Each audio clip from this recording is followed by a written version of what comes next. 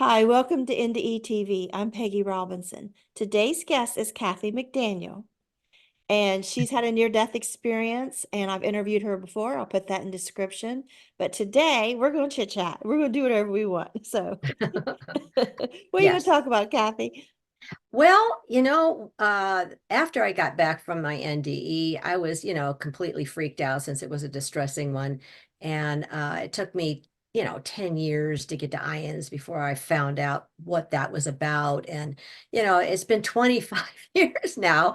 And a lot's changed. And just talking to other people and understanding that I manifested that, DNDE, that, God's all loving and all forgiving and would never condemn anybody. But I believe that my whole, religious life that, as a Catholic, that I do time in purgatory. So I did. But the other things have changed after I had been back for a while, and I kind of said, I was praying, God, I do not want to have that experience again. Give me something positive I can do. And the thou shalt nots aren't working for me. So he gave me this. This is what he said: be loving, kind, merciful, forgiving, encouraging, grateful, non-judgmental, and useful. So if my mind was still a mess back then. So he says, just if you can remember nothing else, loving and kind. So that's become my mantra. I've kind of worked my way through that over the years, and I'm down to useful. And I saw a great quote the other day. It says, usefulness is the greatest joy of life. And when you think about it, when you when you do something for somebody else, you always feel good about it. And so what I got, Spirit knocks me up alongside the head every now and then and says, okay, it's time to do such and such. So about 6 months ago, I got, you need to go to the senior center. And I thought, the what? And I had to look it up. We got a senior center. Okay, senior center, senior center. It's, it rattles around in your head. And so I looked them up and I went in there, and it's attached to the Lutheran church, has a utility room that they rent out to the senior center. So I wandered in there, and there was a lady named Joyce, and she kind of looked up. She's the person that runs it. And she says, can I help you? And I says, yeah, I'm supposed to come to the senior center. And she says, she kind of looked at me sideways and says, why? And I said, I'm supposed to be useful. She's, oh, thank God you showed up. I've got this, I've got that, I've got, it was like bingo. I knew I was in the right place. So I was hanging out, and people started dribbling in, and they're my age or better. And there's something so fascinating to me about elderly people. You see like an old guy come in on a walker, or you see a lady come in, but those inside that shell that they're hiding in that body, there's a soul, there's a person, there's a story, you know and I just love taking the time to dig in there and find out who these people are, because then they blossom. You don't see them as the person in the wheelchair anymore or whatever. You see who they really are. So I've had a blast meeting all these cool people. And it was interesting because the first time I walked in there and people started dribbling in, I had the year before given a presentation about my book. They have speakers come in a couple times a month. And one guy came running up to me, kind of frightened me, and he says, are you the lady that was here last year talking about your near-death experience with the book? And I says, yeah. I need to talk to you. And I says, okay. So I thought, okay, there's one, because Spirit had said there's at least one. So the next day, a bunch of people walked in, and this other gentleman walked in, and Spirit just out of nowhere says, and that's the other one. So I've only been there, 4 to 6 months, and now I've gotten such a good rapport with both of these two people. The stories, the spiritual stories that came out of these people that talk about politics and rah, rah, rah, it's just been amazing. And one of the fellas and I are starting early memory loss awareness program for the center that Joyce, the lady, says, I've been trying to start that for years. I can't believe it. It's just clicking, on all levels. Awesome. You're never too old. I mean, like I was told when they threw me out of heaven, you got too much left to do. So you got to get it done so you can go home. So don't just sit around, waiting to die, folks. Get out there and use your talents. Have some fun. I find that fascinating because that's something I've been wanting to do is Hmm. find older people and give them a platform. Just share your story. It don't have to be spiritual, just your Yeah, life story. I am yeah, fascinated with anybody's life story, but especially the old folks. yeah. Yeah, you sit there and you see that person, like I say, and there's one guy that tells jokes. You can't get a straight word out of him. But he went up and did his presentation, and he was in World War II. He's a fighter pilot or something. And the stories of how he should have died. He could have died, but it wasn't his time, and he kept going. We were spellbound, and you never look at that person the same way again. There's a respect and a knowing, and it's good to be known too. You go your regular life, you go to Safeway, you do all that stuff. But I have had two people now, one at Costco. I was leaving Costco and this lady started jumping up and down and she got out of the line. And she got right in front of my face. And I thought, uh-oh, and she says, I know you. And I said, okay. I thought, you look a little familiar. She says, no, no, no, you're famous. And I said, Oh. me? Famous? She says, the podcast. I just saw it. And I said, shh, shh, shh. People were starting to look around, but she was jumping up and down. I said, would you like a hug? Because she's starting to embarrass me. I gave her a big hug, and oh, she just skipped back in line and waved at me. And I thought, no, that was cool. you know, that was fun. And another guy, not recently, um, he loved the book, loved the story, blah blah blah. And I take pictures on Facebook and you know pictures of Gig Harbor where I live. Well, he says, "Oh my God, He said, "I recognize that the two houses you showed are the ones that my wife takes care of for VRBO." And I thought, in all the world, that guy recognized, So we had lunch and he came and bought the book and it was on his birthday and we just had such a great time. I got to meet his wife. So that's the really plus thing about podcasts is that you guys allow us to go all over the world, not only to share our stories, but to meet people. This is just, If you meet any of those incredible. people that would love to just share their life story, tell them, send me an email. I'll put them on because Okay. I have been Okay. wanting, because we talk about near death experiences. Yeah. What about life experiences? Well, these people are near death. I mean, Yeah, but you like know?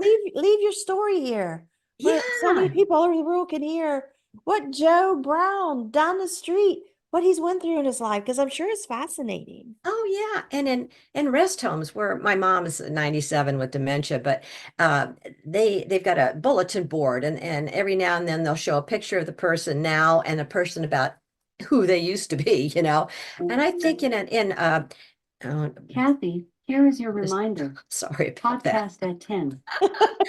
Sorry, Too early. Kathy, two times. here is your reminder. Podcast at 10. You get a little older and you forget things. But yeah, I think in facilities like that, instead of putting a picture of the person now, or at least now, also put one when they were prom queen or Mhm. the football hero or in their uniform. There was one lady at my mom's place. She was one of the first female pilots in World War II. When the planes would land at a certain field, there was a small group of women that would get in those planes and fly them over the next field. And I only knew her from church. She led the rosary or something. It's fascinating. Yes.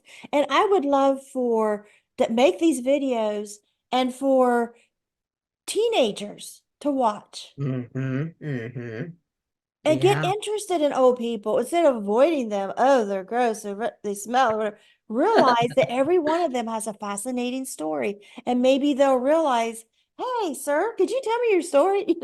Just be more Yeah. open and connect. Yeah, a And little more also, too, patient. they can see Yeah. someone at the end of their life and what they lived and what they experienced, what advice they have.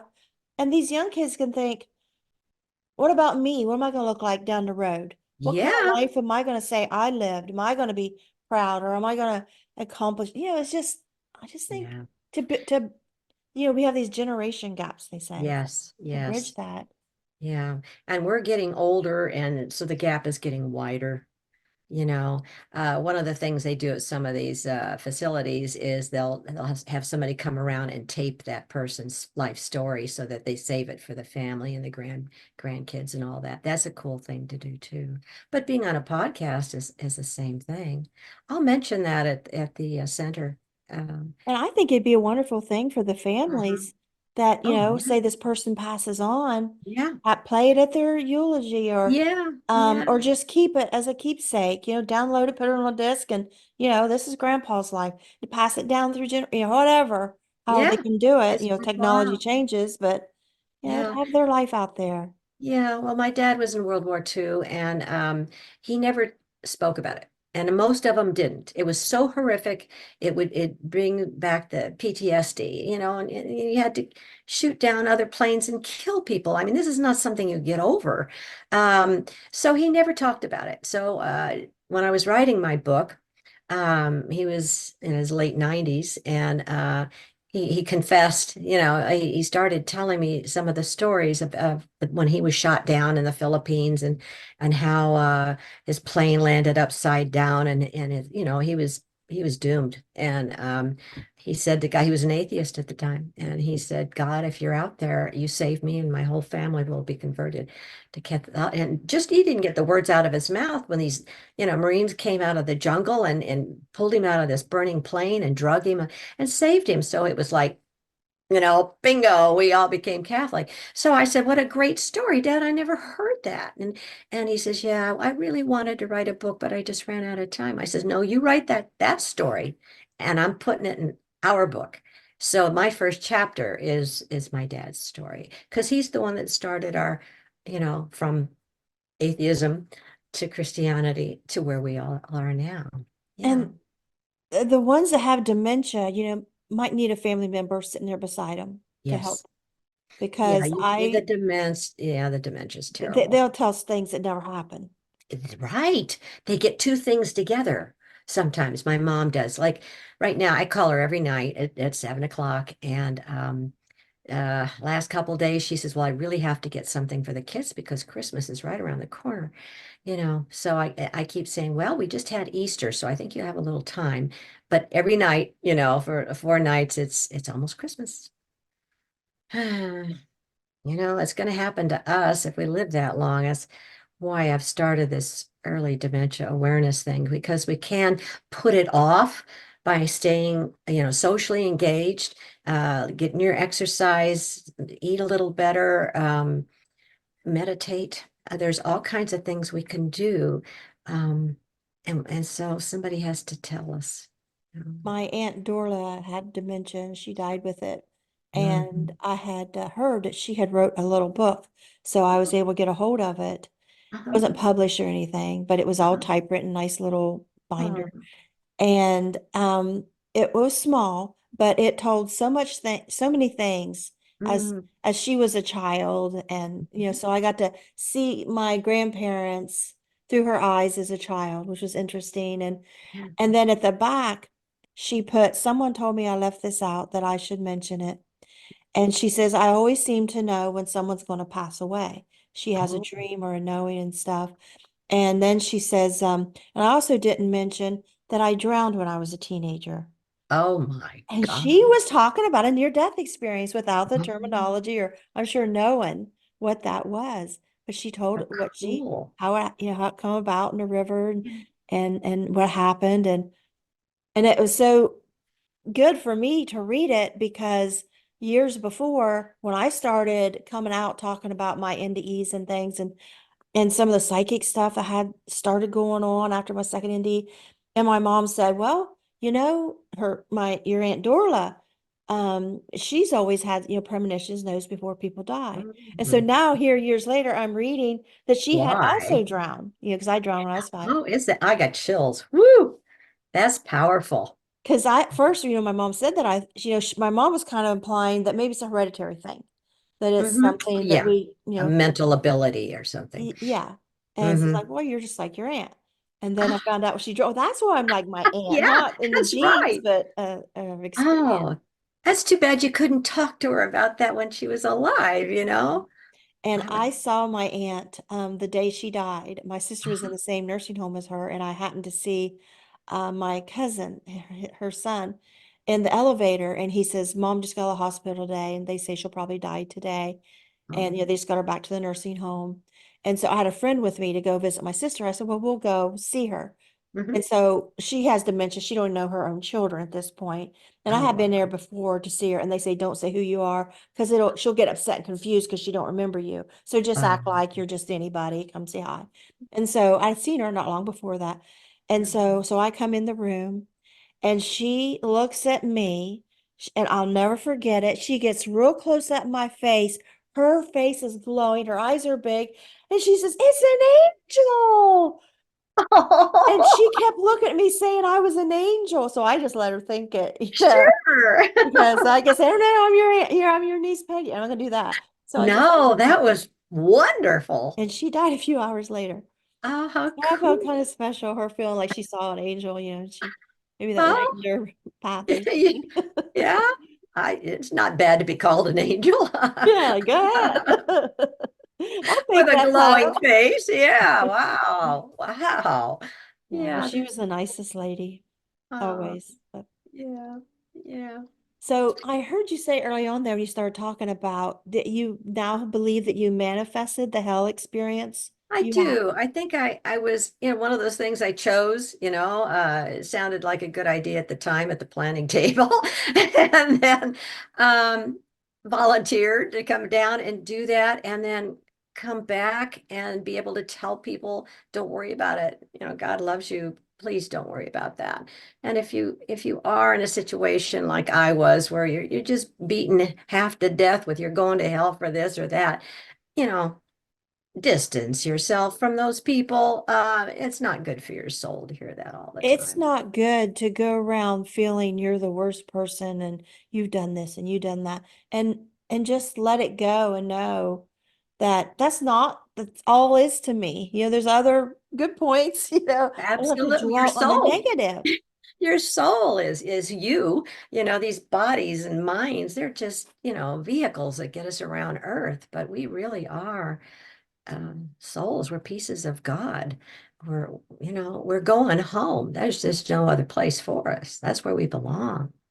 And so that, I don't feel like a victim anymore when, I used to think, oh, why is God doing this to me, left and right? Why me? This just keeps happening to me. I planned all that stuff. And now I just say, well, this sucks, but I must have a reason for it. There's a lesson here. And I don't feel like a victim. It changes your whole outlook when it's not that you have the power, but you did get, pick this life and these people that you're going to run into in situations. And, you get old enough and you look back, or I look back anyway, and I say, wow, if that wouldn't have happened, this wouldn't have happened. And it all works for good. It's all good. And you get a certain, I don't know, you breathe a little bit easier knowing, God loves me and I'll be home and I'll just do the best I can. That's all I don't worry about. Yeah. I used to, when I was younger, always think, okay, this happened, that happened, but some good's going to come out of it. Good. I always believe that. Okay, now I can see where the good come out of it. And I was always you know, really hard trying to stay positive. And then something happened in our life 23 years ago. And I was like, for years, God, I'll never see the good in that. I don't know why that happened. And although the morning before it happened, my husband and I was at the mall Christmas shopping, and I clearly heard a voice say, remember, you asked for this. And I kept thinking back, there's no way I asked for that, but I did. I did ask for it. And, now all these years later, it's all coming to a head. It was a long, hard journey, but I feel that because I was headed to law school. I was going to be a juvenile judge. That was my goal. Oh, And something happened that day and just blew our whole family out of saddle. I didn't start law school. I got to heck out of where we were, brought all the kids home, and went into this bad, like why stuff. And now all these years later, it's like sometimes it's like, if not me, who? If not me, to have this experience and bring it out to the public, who else would have? Yes. When certain things happen that there's Yes. people keep quiet about, they feel shame for something they didn't do or whatever. And Mhm. like your hell experience, Yeah. a lot of people ain't going to tell people that they had that experience, No, they had to especially if drag they're it out of me. Catholic. Yeah, I know. You know what? I'll just say this. I'd say 85% of the people I talk to that have distressing near-death experiences are Catholics, former Catholics. We tend to drift away from that and become more spiritual, which most NDErs do. I was Catholic when I had my second NDE at 25. And I Okay. even said in my NDE, I know from being Catholic, you are omniscient and you can see in the future. And you can, show me if my kids are going to be okay. Like if I don't get sent back, if I don't get to go back and raise them, and I saw the future. And mine was horrifying, not hell horrifying, but just the knowledge I can't raise my kids. Oh, yeah, terrible. I got 3 little boys at home, and the youngest, we was about to go to court the next week for permanent custody. He's my Mm, disabled sister's child we'd had for 2 years. If I'm mm, not there, he's my biological, my ex isn't going to take him. What's going to happen to him? mm. And besides my own little boys, I want to be there, protect. I was, mommy bear mom. And, I didn't trust anybody with my kids. And to be somewhere and you can't go back and take care, you might as well kidnap me, put me in chains, in somebody's Yeah. basement. Yeah, It was, right. it was that horrifying to me. Yes, of course. And so I hear all these other people, oh, heaven, I wanted to stay. And it's like, Yeah. Uh-huh. No, people with the little children just had a baby, no. No, but some do. I mean, they might have family. They know they're going to be okay. And I yeah. did not have a family. And so there again, what we were talking about, if I hadn't had the horrible childhood, maybe I would have said, okay, I'll stay here with the twins and my boys will be okay. My family's good. They'll raise them. They took good care of me. That was not like, No. no way. If my mom gets hold of them, they're ruined. And Uh, so, so yeah, it worked out. it's like we have the experience we're meant to have. And then it leads us to question, okay, who designs this? Who is that intelligent? Is this the God of the Bible? Is this some kind of intelligent universe that, some people don't want to believe in God. They want to believe there's just this universe that's Mhm. created all this, takes care of everything, but it's not really a person. It's not that you have a relationship with this person. It's just the way life is made. I don't know. There's so many things out there. Well, we got a glimpse. We've got a glimpse, and I love that everybody seems to have a different experience. The eternity is so huge. I just see it as a big jigsaw puzzle, and each of us bring a little piece back, and we put it together, and sometimes the pieces fit, but sometimes they're really far apart. We just won't know till we get back there. That's part of fun, of being a human, is you're not very aware. But I think with podcasts and all that. I mean, there are hundreds of NDE experiences out there now. People, it's getting to a tipping point, I think, where more people are going to believe than I not don't know believe. why all of a sudden everybody's including UFOs and aliens in their indie. Never heard that once before. Then all of a sudden it's a thing Yeah, that's a big everywhere. thing now. Well, when I was, talk to people that say, you can come back if you want to, and to any place, you can go to any universe, you could be, that blew my mind. I thought, whoa, I could go be a Martian. How cool is that? Nothing's impossible with God, so, I don't know, just wait and see. I'm thinking it's going to be fun, but I really don't want to come here again. I've heard that several times that Earth is the toughest gig. You got to be a really brave soul to volunteer to come down here because it's dark and it's tough. And I don't know, we get a badge or something, when we get back home. But I don't think I'd like to come here again. My mother died a year ago today. So yesterday would have Wow. been her birthday. And so Oh. she died sometime the evening after her birthday. And we were not close. I seen her the day before her birthday. And years before that, she had brain tumors, non-cancerous. She had removed, and her lungs had collapsed. And I'm the one that realized while she was in ICU that her lungs had collapsed because the way she was breathing. And I told the nurse, and then and she says, "Well, let us know. Watch this, and I'll tell the doctor." So hours later, the doctor come in, and I told him, he's like, "Well, tell me," because nobody told me. And so they rushed Oh. her into surgery where her lungs had collapsed. Oh. But anyway, she must have had an NDE because not right then in ICU, but later when they put her in another hospital for rehab, um, she kept talking about this experience she had. And then she ended up, when she got out of the hospital, she wrote it down and I kept it. She kept it in her drawer for a long time. Then Mm. later she gave it to me. But Oh. and she had this a few more times before she died. One time, she was in a nursing home. I'm having them dreams, so she called it dreams again. And it's always kind of the same thing. Is there? She's with like a guide up above, watching people have fun doing things, and she's like she's observing heaven from above. And she's, oh, I want to do that, and they'll say, no, that's not for you. And each time they say, now you need to go back and be a nicer person. And Oh. so every time I'd say, well, Mom, are you going to? Nope, I'm not. And one time she quit speaking to me for a few years because she was in the Oh. hospital. And I'm the one that then noticed too that I was at her house and the AIDS was there. And I said, did you notice her leg? One's bigger than the other. And they said, get her to the hospital. She might have a blood clot in her leg. So Right. I got her and we got her to the hospital and she was in there and she just starts going downhill fast. And I thought she was dying. And so, I don't know, I'm getting off topic, but, That's okay. but, I forget where I was going with that. Cause it just was like that leads to something else.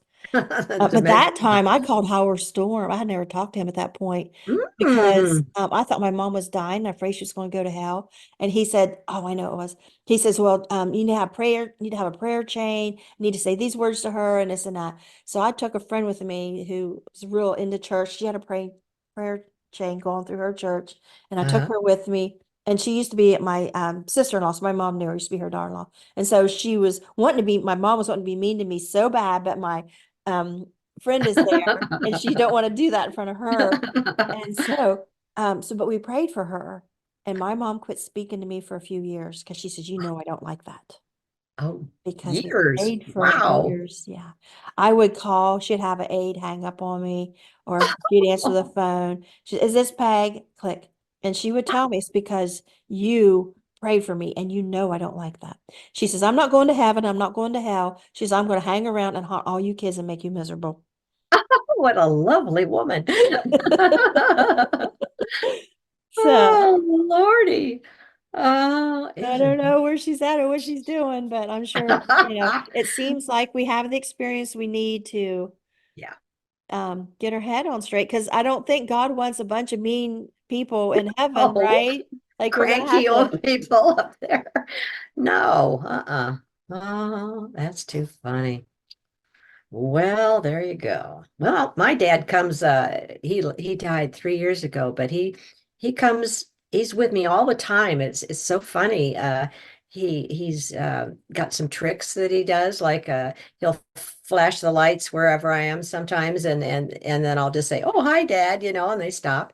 And then he started now down at the senior center. It's hysterical. They've got all these lights everywhere. And if I'm standing up at this gal Joyce that runs the place, desk, the one way up there, just the one, they're all on a circuit, it just starts flashing.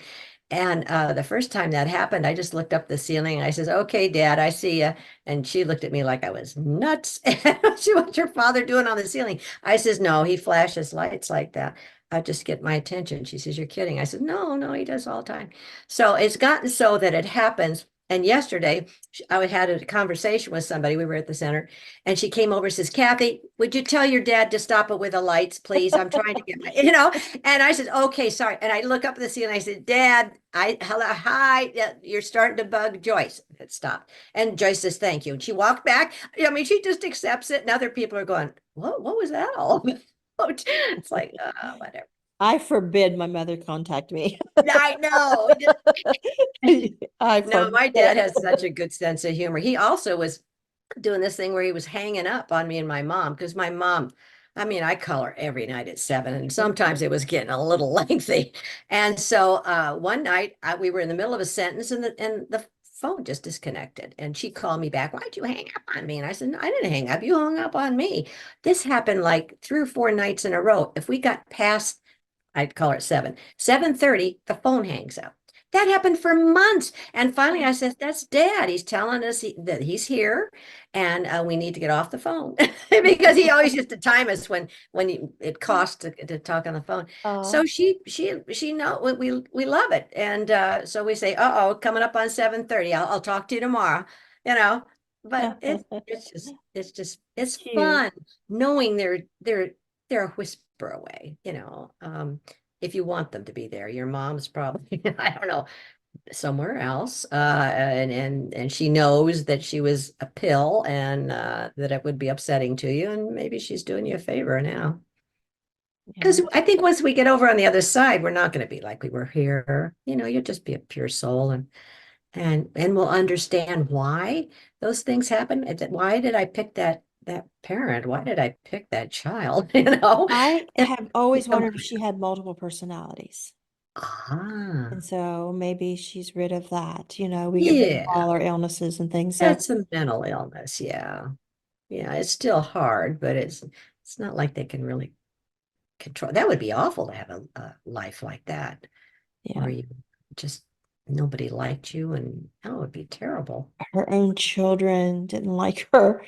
Her Yeah. grandchildren wanted nothing to do with her. I mean, she was Right. just so horrible. And I felt I was cheated because, yeah, especially when she got older, because I love elderly people. I love to take care of, Mhm. my sister was disabled, and I Yeah. was volunteered in a nursing home when I was a kid. My first job out of high school was a nursing home. And here Wow. she is elderly. I want to do things for her, and she's just so nasty. She's in the car 2 minutes, and I just want to plow into a Throw her tree. out. Learning patience, yes. Forgiveness, mercy, all that stuff. It's hard, but it's good for us, to learn how to do those things. I took her to steakhouse one day, and we know, of course, I buy, I was that way with his parents too. But I buy. I'm Yeah, the guy, sure. And so she sits down. As soon as we sat down, Peg, why are you so fat? When are you going to lose weight? It's like, can I please eat my steak before you start talking about diet? I've got a knife in my hand, Mom. This is not a good time for this conversation. I had one of our adopted daughters with us, Melissa, and she was like, oh, like she couldn't believe this was happening. Oh, So well, kids get to see how you react with your parents. that's It's, right. a whole different ball game. Yeah, they'll maybe treat you the same way you treat your mom. So, Because I yeah. got real submissive with my mom, and I don't think my kids ever seen me like that, as a strong person in control, even with my husband. And then here's my mom's got me down like a little kid. I Like, know you Mom, feel please like you're stop. 8 years old again, It's like, oh man. Yeah, it's interesting. Life is so interesting. So how many episodes do you have now? Almost 400. Yike! That's Yeah. a bunch. And you're still Yeah. having fun? Yeah. I was doing like almost one a day there several months back. And Uh, I was like at the peak of it, and I got scared. I just dropped the ball. yeah. I just thought this is a big responsibility because people are Mhm. coming on and teaching different things to people. And I feel like, what if that hurts somebody? Mhm. Hmm. I almost had one guy on, and I found out the last minute he was a total fraud, and what he was saying could harm people. I mean, he was Wow. claiming he was head of all psychiatry, and he has this new technique, and you pay your credit card, call him because he has a suicide crisis line, and he don't even have a degree. And in 10 minutes, Mm. he can heal you. You need to go off all your medications. And he's very famous. Oh, He's been on 2020. I survived him back, and pictures of him with the mayor and all this stuff. And every suicide awareness day, the news there has him on. Like 20 years he's been doing this, and I'm there 2 minutes looking at his stuff before I have. I'm like, well, I emailed him, I like, or Facebooked him, and I was like, Yeah. I'm sorry. And Yeah. so to show his proof, he sent me where he was on TV and stuff. That's not proof because you don't have a medical degree. Right here on your Facebook, you're claiming you're head of all psychiatry and all these things, neuroscience and all. He's none of this.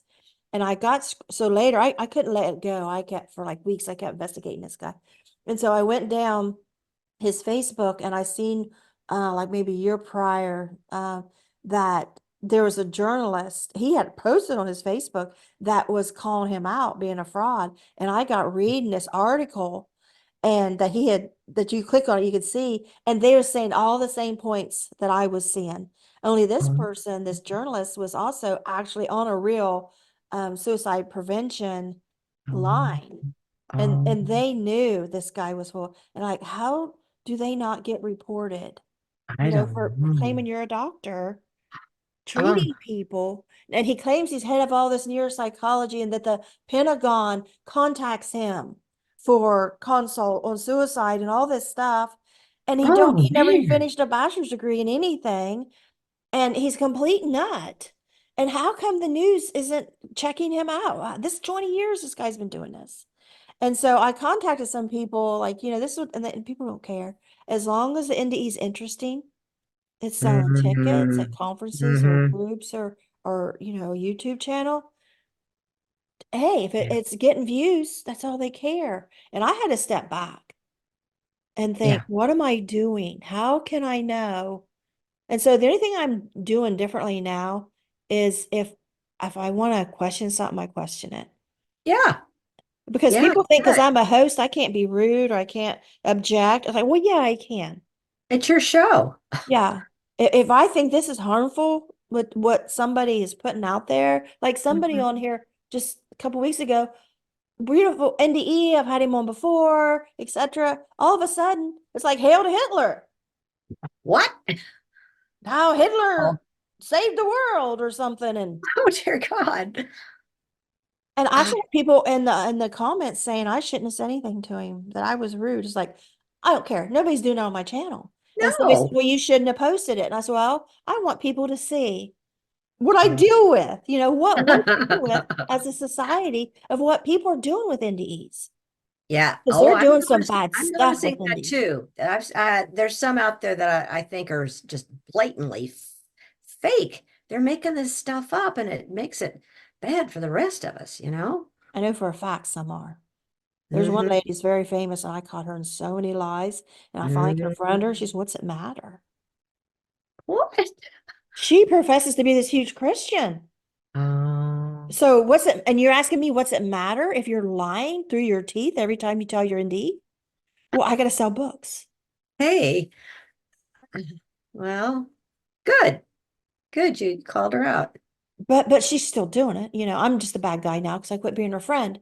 But I mean, I won't say her name, but Yeah. and then I had one guy on early on, and he hated NDEs, and I was like, why is he on here?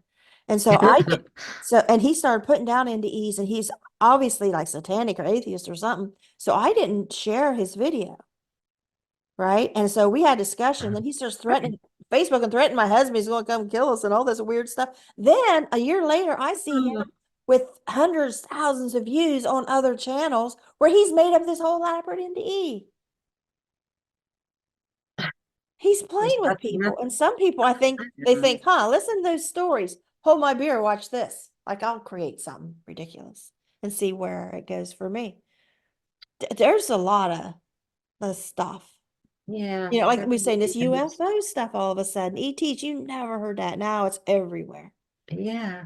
Well, And they're wanting it. They're looking. I've seen people where they're actually, if your NDE has anything to do with UFO, ET, contact us because we're doing this special one or whatever. yeah. So everybody had it. Yeah. Yeah. Well, we just don't know. That's the problem. Uh, I oh mean, well. All you I can just do think, is all you can do. yeah, but I like bearing false witness against God. I mean, that's not what I'm going to do with my time on retirement, is allowing people to come on here and lie about God. Now, I don't have a crystal ball. I don't have a polygraph. But if I really feel that I don't like this, I'll say so. because otherwise I'm not going to do It's it. your show. That's the thing, it's your program. And I don't screen my guests. Somebody says I have NDE. If you want to call and talk to me and see if it fits your show, I said no. Mhm, Let's just schedule you. And you come on and tell it. I don't mhm. screen my guests, Hmm. and they want me to read their book before they come on. I'm like, no, I don't need to do that. Yeah. I would never get anything done if I did that. No, sitting there reading books. Yeah, you might want to, just look at one of their, you know, uh, Yeah, I look them over. podcasts or something and see if it Yeah, rings true. You might be able to just watch 5 minutes of something and right, say, right. nah, I don't think I want this Now, clown when on I'm my looking show. for guests, I'll Mm-hmm. spend all day looking. Nah, Oh, okay. nah, nah, nah. Oh my God, no. Oh, this looks good. Start watching. Oh. Well, that's why I've been inviting some of my past guests on because that's when I enjoyed my show the most. When I first started my channel, I met so many great people and I want to have some back on. And then I'll start getting some new people and Yeah. it's like getting my feet wet again, get my Yeah. comfort zone. Reboot. Yeah, I went through a thing where I was doing way too many of them and it wasn't fun anymore. I couldn't get the enthusiasm going.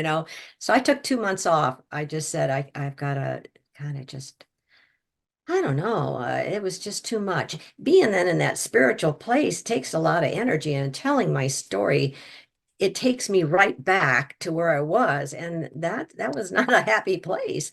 So yeah, I'm doing two today, which is big, but I was looking forward to your show. I thought, well, good, I can talk to Peggy. We don't have to get Yeah, you don't heavy. have to do anything. Talk But about anything you don't want yeah, so to. Do what we yeah, want. If you thanks. don't want to watch, you don't watch. But I have to Yeah. make this enjoyable for my guests and for me. And Yeah. and the audience gets to watch if they want to watch. I think some Right. think it's like they ordered a dinner and this isn't what I wanted. Right. It's I free, like man. this and this, but not that. And I'm like, well, then don't watch it. But we're having fun. So Yeah. Right. Yeah. And if we're having fun, most of the time people will have fun too, because a lot of these are kind of heavy and esoteric and a little bit heavy. And so every now and then it's okay to say, like you and I've had the NDEs and we're joyful about it. We can't wait to get home. We know God loves us uh and all the people that wander the earth and think, what happens when I die? Oh, I'm so afraid. We're not afraid. We look forward to it. I think that's why a lot of us go and work at hospice when we get back. I've talked to so many of them because somebody says, why would you do that? And I said, I was jealous. These people are going home and I got kicked out. And I would tell them, if somebody said, oh, I'm a little concerned. I said, oh man, I'd trade places with you in a minute. And they go, what? I tell them how wonderful it is and their family and their pets and what joy. And then they go, oh, cool. They get all ready and calm down. Or the people say, oh, I'll never see my mom again. This it was a lady, her mom's dying. She's sobbing on her husband's shoulder. She didn't believe in the afterlife. I'll never see my mom. I said, oh, yeah, you will. And she says, how do you know? I said, I've been there. And she goes, really? Tell me about it. So at the end, she said to her husband, I'm going to see my mom, and oh, it's those kinds of things that make it all worth it. You know, you just come back for two or three people, a week or whatever it is. And it, like we're doing what we're supposed to do. And if you feel the joy, it's getting through to the people that are listening to. that gave that conversation like that you had with that lady gave my husband's mother a lot of comfort when she was passing. She went to the doctor. We was at her doctor's appointment, and I says, we need help here, and call the squad. She's having trouble breathing, so we got her in the hospital. Mhm. And I mean, we went through health problems a few years before this, but and they said, well, basically go home and die and send her home with hospice. Yeah. And the doctor told her to go home and die. Well, she used to be a nurse. And I think she took that as doctor's orders, and she was gone within a week. Oh, But wow. so during that week, I had because I was going to start taking care of her after 1 week when the daughter couldn't anymore. We were put her camper outside, was going to stay there, but then Mhm. she went so fast. But so we come in the house, and her daughter said, "Mom was just talking to Grandma." Of course, Grandma's already passed, and Oh, Grandma told her cool. Janice, which is my mother-in-law's name, she's don't get in a hurry. And so I said, "Oh, she's hearing her mother." So that means we're getting close. Yeah. So I got a notebook and pen and I said, Janice, we always talked about wanting to do your life story. Let's go ahead and do that now. Oh, good for you. And Yeah. so I said, start from your earliest memory. And, and so it was just a few pages. And Uh-huh. so, but she looked up in the ceiling and she's, Yeah. oh, I was little and in my daddy's arms and I could just feel up on his Oh, shoulders. We went to oh, Woolworths to oh. get him a new coat and it was cold. And I had a horse named King and he was brown with a black tail.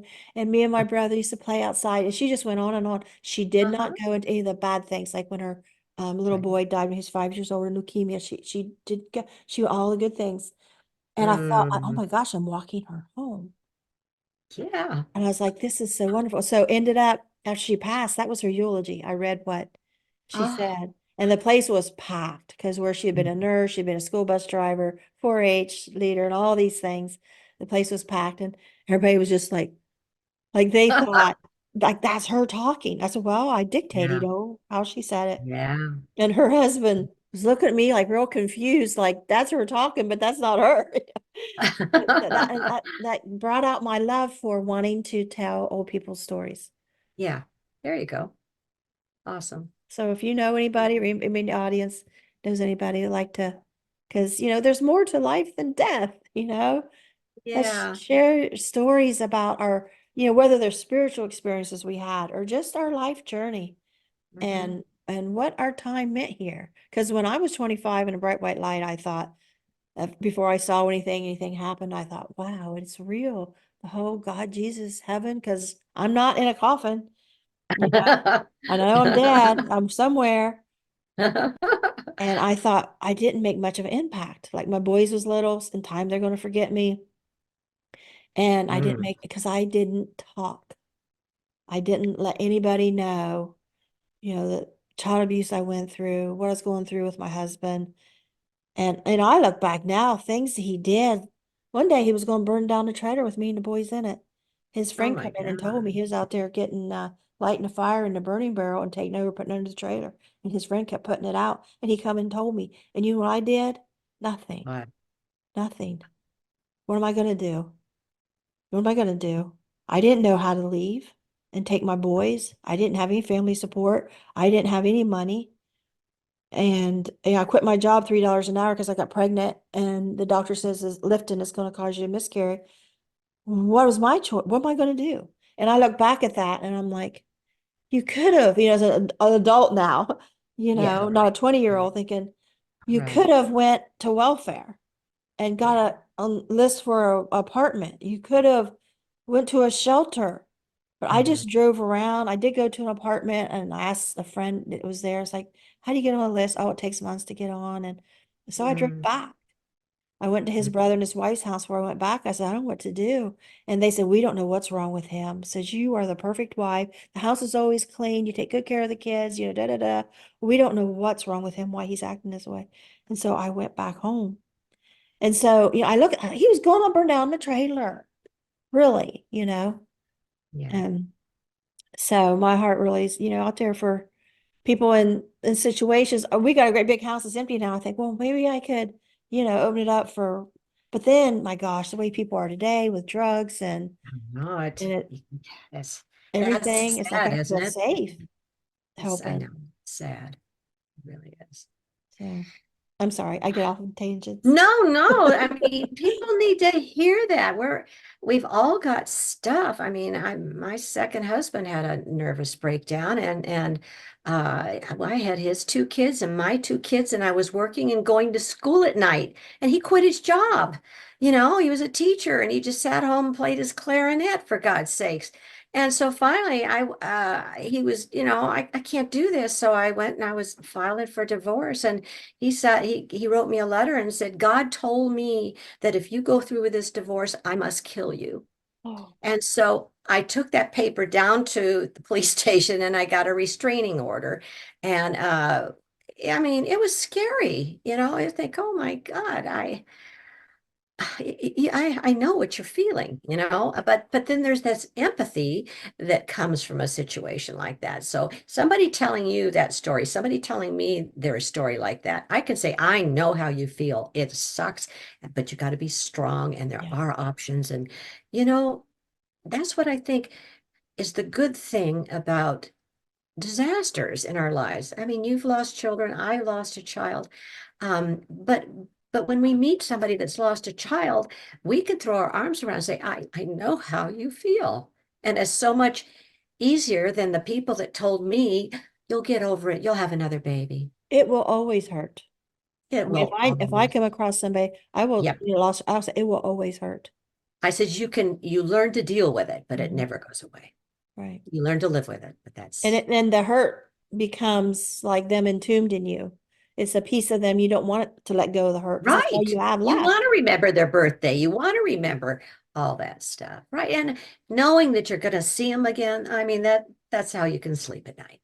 You will see them, and they're probably hanging around you right now anyway. But it's the human part of us that, has to suffer. Yeah. Yeah. Well, I'm sure there's a lot of people thinking this ain't NDE. I was wanting to watch. I know it. But How that's the way it depressing. is. It's real life, Like, people. or else they're going to say, wow, I needed to hear that today. So if we have one, two, three people come up say that, then I always feel like it's worth it. Yeah, I have noticed that. Like Yeah. I'll have a video, it seems like hardly anybody watched it, but then there'll be one person that come Mm-hmm. on. Somebody just said something like that the other day, Mm-hmm. and I forget what their situation was now. And there's like how it changed them. This is what they needed to hear right now today. Right. Yeah. So if this just hits one person the right way, then we've done our duty. That's right. I mean, I'd Yeah. rather do that than 10,000 people watch and oh, yay, applaud, applaud. That was a great ND and go about their life Right. not being Unchanged. affected. Unchanged. Exactly. And I always feel like I'm pulling in, and the universe, whatever you want to call it, is encouraging people to show up and see this. It's not like we're ever going to talk to nobody. It's going to be the day where they're punching buttons and all of a sudden, oh, that looks kind of interesting. We'll get the people we're supposed to. We'll And reach them. sometimes I think my show does well because I do this and because I think a lot of people can't open up and talk to other people Oh, yeah. openly. How's the weather? Or they don't think they even say that anymore. You just avoid No. all eye contact in the grocery store, wherever. A lot of families are cut off from each other, and Mm-hmm. and I kind of look at it sometimes as I can remember back when we had party lines, and you pick up Yes. the phone and somebody else's conversation. It's like it's Yeah. sweet because we're having this conversation, and it's like everybody else gets to listen in and see us Mm-hmm. having a Exactly. conversation. So Yeah. some old Between two gals, there's friends got to be and some wisdom in there. yeah. Yeah, you're right. This is a good place to just sit and safely discuss things that are too painful to just blurt out at a party or something. It's Yeah, a safe sometimes I space. think of it as Granny's house. Yeah, yeah, very much so. If you were sitting at kitchen table and your grandma and your aunts was talking, and this Having is some like, tea and cookies and really bearing your souls to people you trust. yeah. Yeah. We don't So get that much anymore. no, no. People are too busy. Even Yeah. with family, I'm even noticed with Oh families, like no. everybody's so closed, Yeah. closed And mouth, that's where afraid of this saying the wrong thing, offending. I know, and they don't forget. But that's where the senior center has really started to bloom, because we'll be sitting and they're barking about politics or something, and then something deep comes up, it gets quiet, and then people get soft and they start to share. And now when people ask you, us down there, well, what's this place like? Every single people say, this is my family. That's I awesome. I can be me here. We've recently joined a fitness center, and it's like the Ah, only medically something one in the area. Like it's run by, the hospital. And I thought about asking them, especially since you said you're doing this, about having some kind of group mm-hmm. of NDE or spiritual experiences or Yeah. chat group, just Right. because a lot of old people come in, Wednesday, disabled people. Wednesday, whatever, just make it a day that they can know they've got a place to go. And I think it's a wonderful idea. I mean, you know how many old people are out there? Us baby boomers, man. That's a whole bunch of people. And that the world has changed so much. We're kind of feeling floating around like balloons. We don't quite belong anywhere. So to find a space like this where, come on in, it's just us. We're family here. We There's don't a care. Catholic song you might know. Gather Us In. Gather us in. I love that song. It is a wonderful song. That's like my favorite. Mhm. Yeah. So, all right. Well, you got another show to do Okay. today? Pardon me? You got another show to do I today? have. It's about women in midlife, and my focus is going to be on still being productive in the arts and having written my book, when I was old. And what was I, 75, I think, something like that. Maybe a little younger, but I think that'll be fun, that it's not a heavy thing. It'll be encouraging people, women, like us. Somebody made me mad the other day. They said, don't you women wish you could go back to the time when you were just stay-at-home moms and raised kids and kept a clean house? And I said, would you like to do that? You know, no is a simple answer. But I mean, we're in this world that's turned upside down from where we were raised, and I feel like sometimes in a snow globe, you shake that baby up and then watch it go every direction. Um, It was the I best of I times, but the hardest of times too. It is. I am so grateful to have lived in this time. I really just see all these changes and be a part of them. I mean, I lived through don't worry your pretty little head. No, you can't be a manager at the bank. You're not, you're a woman. You can only be a teller. I lived through all that Me stuff. too. I remember being little and my aunt asking me what I wanted to be when I grew up. And Yeah, because all I seen was everybody being housewives. So I said, right. well, what's my choices? Yeah. Oh, you can be a nurse or a teacher or a secretary. I said, that's the only choices? Yeah. I just want to be a mom and stay Hmm. home like my mom does. Yeah. Yeah, Well, I'll I do the did same. that, and then it wasn't enough. I had, if we wanted to eat, I had to get a job. So, Right. but I'm glad I did. I mean, I loved property management. I was in that for 30 years and I was helping people. Anything where you feel useful is nourishing. It is. Yeah, that's why my Mhm. ex, he didn't want me working. And then I said, well, I got to start helping pay bills because it was getting tight. Mhm. And I wanted some extra money, better school clothes for my kids and Yeah. things. And so I started working and I quit every summer when they were at home and get another minimum Oh, wage yeah. job in the fall because I couldn't afford Yeah. daycare. Oh, And if come on. It I ate would have up been paying almost everything all to my them. money. Yeah. In the summer, I almost made nothing because of the daycare. But things have changed. Enough women came forward and said, no, we're going to do this, this, and this. So, we're just a link in the chain, moving things along in a Yeah. positive manner. And then he didn't want me to quit work. He got used to the paycheck. And so Ah, I could go to college. I said, I'm going to um, college. So I quit school. I mean, I quit work when the kids got mhm. out of school, had summer with them, to started school in the fall. And so I started doing after my NDE at 25, Yeah. I just got more independent. Yeah. You're a separate soul, on a separate journey, and you've got the right to pick what you want to do. I don't know. Yeah. Love it. Oh, all And right. we're still doing it. Darn That's it. right. You know. That's right. Well, thank you so much for having me back. It's like sitting and having, like you say, tea and cookies with an old friend. So thank you. I appreciate it. I don't go to the IANS conferences because sometimes they, oh, I like to go and see everybody. So I get to talk to everybody individually this way. So it works. I Yeah, do better one-on-one than a crowd yeah, like so. yeah. But the conferences are mind-blowing. It's going to be in Phoenix this year.